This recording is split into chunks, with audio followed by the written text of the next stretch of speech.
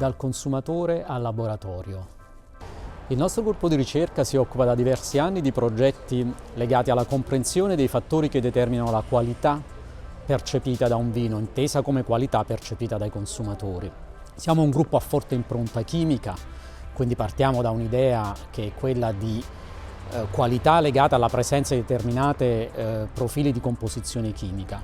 Poi però negli ultimi anni diversi studi hanno mostrato che nel contesto del consumo di vino la qualità percepita dal consumatore è molto legata a degli elementi di tipo esperienziale, cioè tutta una serie di fattori a contorno della qualità organolettica che determinano una sensazione di maggior soddisfazione al momento del consumo. I consumatori di vino sono molto attenti agli aspetti geografici della provenienza dei vini.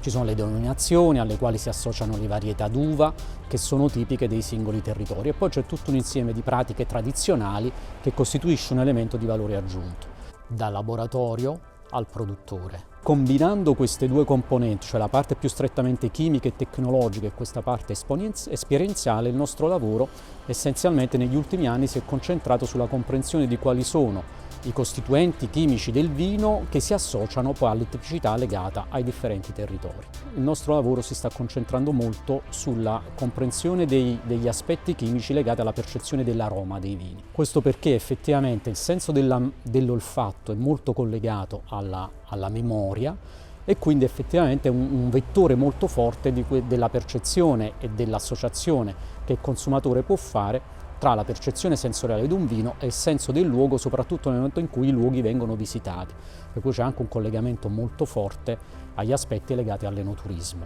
dal produttore al mondo del vino. Progressivamente ci siamo concentrati su alcuni approfondimenti legati a vini dei singoli territori.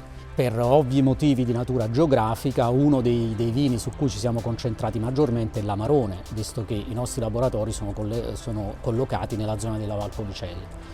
E i nostri studi ci hanno portato ad approfondire un aspetto che era molto discusso nella letteratura e nella comunità dei consumatori di vino, che riguarda i caratteri mentolati percepiti durante l'assaggio di alcuni vini Amarone. La ricerca continua quindi adesso verso degli studi di approfondimento legati alla comprensione di quali sono poi le pratiche di cantina e di vigneto che possono massimizzare il contenuto di queste sostanze nei vini, in modo tale poi da consentire ai produttori di esprimere al massimo questi elementi di tipicità geografica e territoriale. La ricerca continua all'Università di Verona nonostante l'emergenza Covid.